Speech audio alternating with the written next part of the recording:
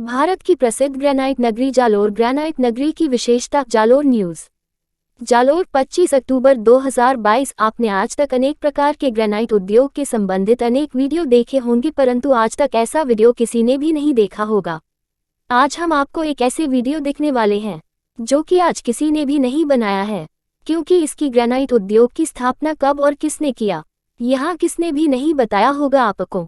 आज इस वीडियो के माध्यम से आपको विशेषता से जानकारी देंगे, जिसने आज जालोर ही नहीं बल्कि राजस्थान में भी एक स्थान बना चुका है।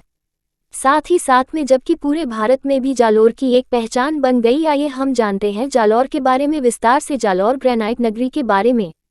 जालोर राजस्थान राज्य का एक ऐतिहासिक शहर है। यह राजस्थान की सुवर्ण नगरी और ग्रेनाइट सिटी से प्रसिद्ध है। यह शहर प्राचीन काल में जाबालीपुर के नाम से जाना जाता था। जालोर जिला मुख्यालय यहाँ स्थित है। लूनी नदी की उपनदी सुखरी के दक्षिण में स्थित जालोर राजस्थान का ऐतिहासिक जिला है। पहले बहुत बड़ी रियासतों में एक थी। जालोर रियासत चित्तौड़गढ़ रियासत के बाद में अपना स्थान रखती थी। पश्चिमी राजस्थान में प्रमुख रियासत थी। राजस्थान के दक्षिणी छोर पर स्थित जालोर को ग्रेनाइट का शहर कहा जाता है। जालोर जिले के पश्चिम की तरफ बाड़मेर जिला है और पूर्व की तरफ सिरोही जिला तथा माउंट आबू की अरावली पर्वतमाला है। जालोर जिले के उत्तर में पाली जिला और जोधपुर जिला तथा दक्षिण में विशाल गुजरात का कच्छ का रण है। जालोर जिला एक सूखा इलाका है। यहाँ ग्रेनाइट के अलावा कुछ अन्य उपयोगी खनिज भी पाए जाते हैं। इस लिंक में बताया गया है कि अरावली पर्वत श्रृंखलाओं के पहाड़ जालोर के लिए अमूल्य धरोहर के रूप में है। इन पहाड़ों से निकलने वाले ग्रेनाइट ने देश ही नहीं विदेश में भी जालोर को एक विशेष पहचान दी है। लगभग 1200 के आसपास की संख्या में ग्रेनाइट उत्पादक इकाइयों के कारण आज जालोर देश में ग्रेनाइट सिटी के नाम से जाना जाता है। इन पहाड़ों से निकलने वाले पत्थर की पूरे विश्व में मांग है। यहाँ के पहाड़ों में जिप्सम भी प्रचुर मात्रा में है। बाहरी राज्यों में व्यापार करने वाले यहाँ के लोगों ने पूरे विश्व में जिले का नाम किया है। और जालोर पर एक कहावत भी बहुत प्रसिद्ध है वहाँ यहाँ कहावत है कि बिकते तो पत्थर भी है, बस बेचने वाला चाहिए। यह तथ्य जालोर की ग्रेनाइट इकाइयों के पत्थर को लेकर एकदम सटीक साबित हो रही है। देश के हर कोने तक पहुंच रखने वाला जालोर क्षेत्र की पहाड़ियों का यह ग्रेनाइट अब चीन, यूएसए और दुबई सहित कई देशों तक पहुंच गया है। इस ग्रेनाइट पत्थर का 2 क्यूबिक मीटर का बड़ा ब्लॉक करीब 20 लाख रुपए में बिकता है। सुनने में यह कीमत भले ही ज्यादा लगे, लेकिन यह हकीकत है। कांडला बंदरगाह के जरिए जब यह ब्लॉक चीन पहुंचता है तो उसकी कीमत करोड़ रुपए के पार की हो जाती है। वहीं अब जालोर ग्रेनाइट उद्योग के लिए पत्थर देश के 2 बड़े प्रोजेक्ट में जालोर का ग्रेनाइट लगाया जा रहा है। पहला दिल्ली में बन रहे संसद के नवीन भवन और दूसरे अयोध्या के राम मंदिर के लिए जालोर के ग्रेनाइट का चयन किया गया है। हजारों टन माल अब दिल्ली और अयोध्या भेजा जा रहा है। ऐसे में मंदी की मार झेल रहे जालोर के ग्रेनाइट उद्योग के लिए पत्थर बड़े प्रोजेक्ट में काम आ रहा है। अयोध्या में बन रहे भगवान श्री राम मंदिर निर्माण के लिए करीब 3 लाख वर्ग फुट ग्रेनाइट की लोडिंग भी शुरू हो चुकी है। जालोर का granite Arab country, China, Italy, England, America, Australia, Turkey और नेपाल तक जाता है। इनके अलावा बेंगलुरु, हैदराबाद और चेन्नई एयरपोर्ट में भी यहाँ का ग्रेनाइट जा रहा है। जालोर जिला मुख्यालय पर ग्रेनाइट की करीब 1300 इकाइयाँ हैं। यहाँ का ग्रेनाइट देश के साथ ही विदेश में अपनी पहचान कायम कर चुका है। अब सीधे मुद्दे पर आते हैं।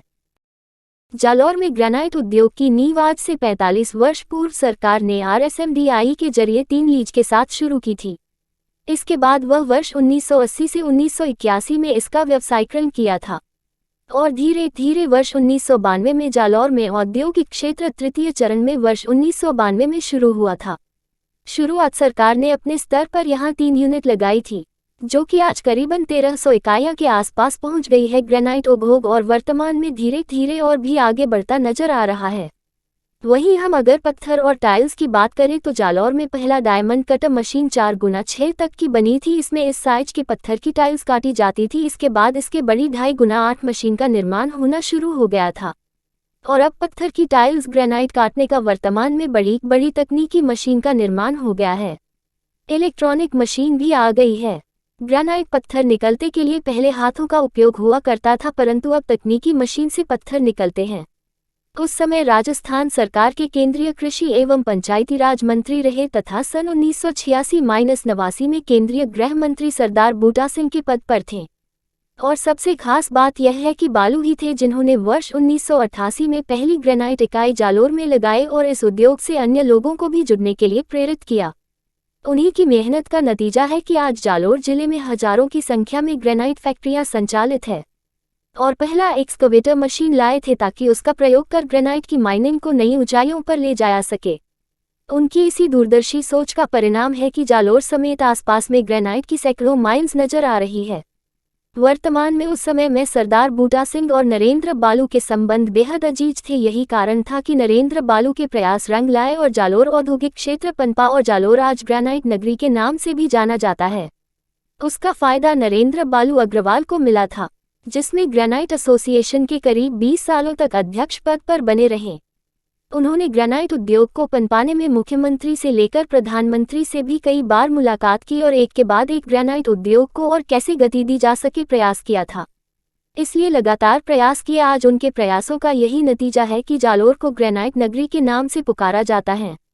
वही 2 जनवरी 2021 को सरदार बूटा सिंह का भी निधन हो चुका है और उसके कुछ 6 महीने बाद में वही 4 जून 2021 को नरेंद्र बालू अग्रवाल उसका साथी का भी निधन हो चुका है।